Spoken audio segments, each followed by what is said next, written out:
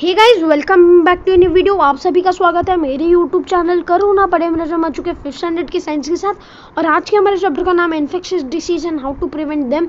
चलिए notes complete करते हैं। सबसे पहला question, infectious diseases are caused by micro organisms. Infectious diseases जितने भी होते हैं वो माइक्रो ऑर्गेनिज्म से कॉज होते हैं। The germs of disease like influenza are present in the spit or saliva of the person with the disease. Maintaining cleanliness everywhere is beneficial for our health. अगर हम सारे जगह पे साफ रखेंगे तो हमारी हेल्थ उसके हिसाब से हमारी हेल्थ बेनिफिशियल रहेगी. One can get malaria from the bite of a certain kind of mosquito. Malaria एक ही टाइप के मस्कीटो से हो सकता है, अलग अलग टाइप के मस्कीटो से नहीं हो सकता. To prevent mosquito from breeding, we must ensure that there is no stagnant water in surroundings. Stagnant water, खराब पानी, गंदा पानी, नाला पानी, ये सारी चीज़ें नहीं होनी चाहिए. Children are given vaccination by trained people to prevent diseases. Childrens को क्या है, वैक्सीनेशन दी जाती है स्कूल में या उनके घरों में किसी ट्रेंड पीपल से कि ये सारे डिसीजेस से वो बच जाए.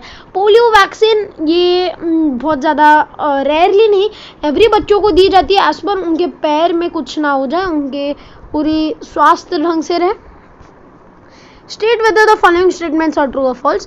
The water that looks clean is always safe for drinking. False. One must avoid purchasing and eating food which is prepared untidy surrounding. 2.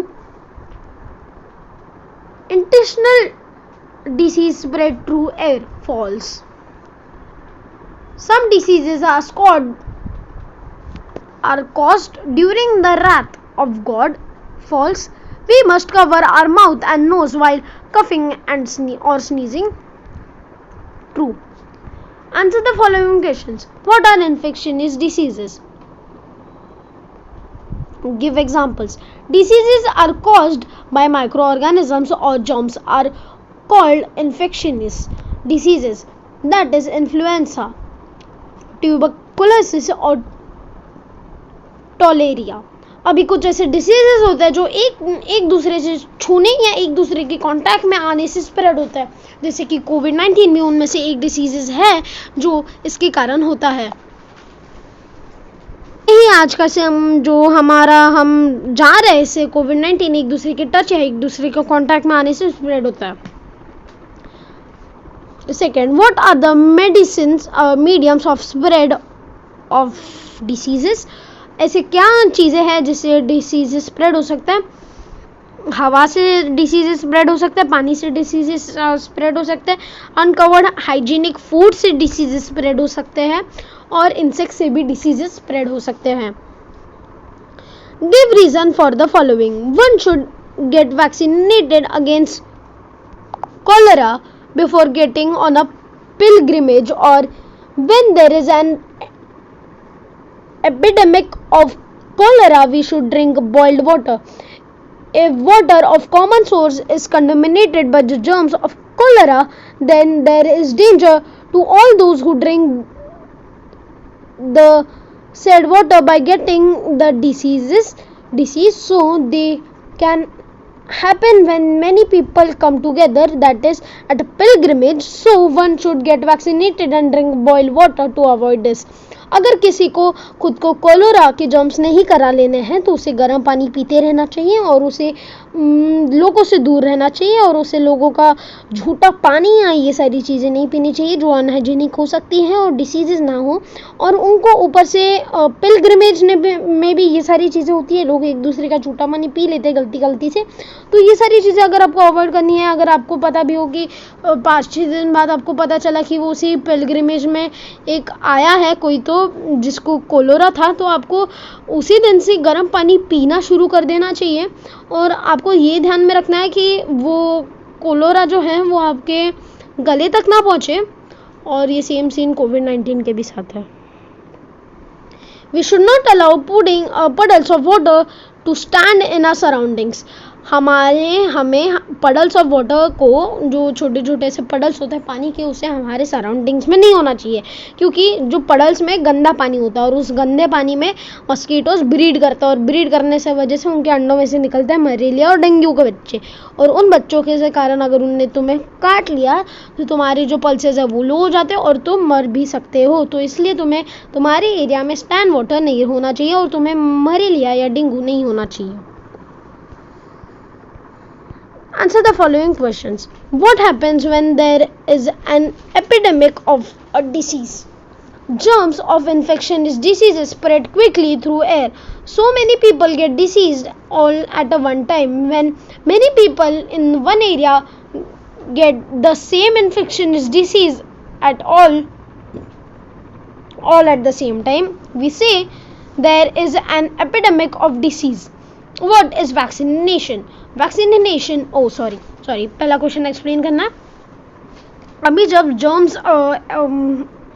जो जर्म के जो डिसीजेज होते हैं या जो इन्फेक्शनस डिसीजेज होते हैं वो हवा में जल्दी से स्प्रेड होना शुरू कर देते हैं, तो उनमें से जो डिसीजेज होते हैं वो सारे एक टाइम में बहुत सारे लोग अगर क्राउड में होंगे तो उन्हें जल्दी से जल्दी हो सकता है, और ये लोगों को अगर हो गया तो फिर वो लोग उनके घर में जाएंगे, उनके घर में जाके उनको डिसीज़ हो जाएगा। तो ये सारे डिसीजेज, इतना जल्दी इन्फेक्शनस डिसीजेज एक टाइम में जल्दी से स्प्रेड हो जाता है और ये एयर के थ्रू और जल्दी से स्प्रेड हो सकता है। इसलिए हम कहते हैं कि एक एपिडेमिक या एक पैंडेमिक हो सकता है एक डिसीज का।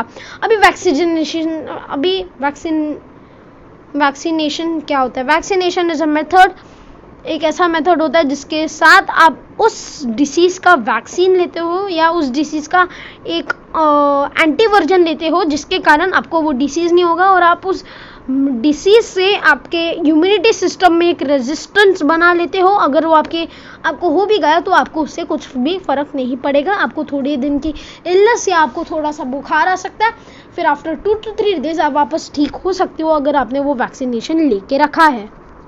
Are given to newborn babies. As soon as a baby is born, she or he is given the tuberculosis vaccine. When the baby is 1.5 years old, he or she is given vaccine against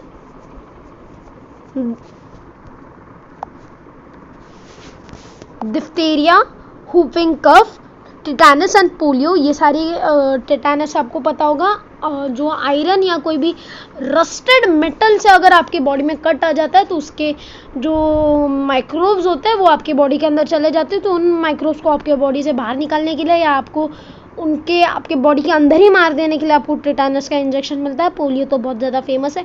हुफिंग कफ ऐसा कफ होता है जिसमें आपको सर्दी रुकती ही नहीं है और आपकी सर्दी घोड़े की तरह, आवाज़ की तरह निकलती है। डायफेरिया भी पहले बहुत ज़्यादा हुआ करता था, तभी लोग बहुत ज़्यादा मारे गए थे, और अभी न्यूबॉर्न बेबी को इसलिए दिया जाता है कि और पेशेंट्स उसके ना निकले। 2 more doses of these are given at an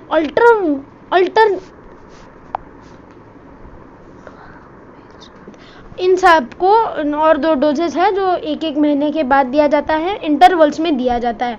4th, which methods of preventing the breathing of mosquitoes you will recommend for your surrounding? Not allow water to stain or spraying insecticides on the water. Why? सबसे पहली चीज़ मैं वो insecticides खरीदने का पैसा डालने से पहले मैं सबसे पहले एक चीज़ कर लूँगा कि स्टेन वाटर रखूँ ही ना, फिर उसके बाद इंसेक्ट स्प्रे डालूँ ही नहीं। अगर स्टेन वाटर होगा ही नहीं तो इंसेक्ट जो स्प्रे है मैं वो डालूँगा ही क्यों। सबसे पहली चीज़, not allow water to stagnate is a better method as first it is more hygienic and cleanness to maintain. Moreover, the chemicals that can harm the environment. Stain water को मैं अलाउ नहीं करूँगा, इंसेक्टिसाइड्स हैं उन्हें भी मैं allow नहीं करूँगा। एज पर अगर स्टेन वाटर आएगा ही नहीं तो इंसेक्टिसाइड्स आएंगे कहाँ से। आज के बस ना ही। आई होप आपको ये वीडियो पसंद आएगा। अगर वीडियो पसंद आएगा वीडियो को लाइक, वीडियो को शेयर, चैनल को सब्सक्राइब और कमेंट्स में ज़रूर बताना आपको ये वीडियो कैसा लगा। तब तक के लिए गुड बाय।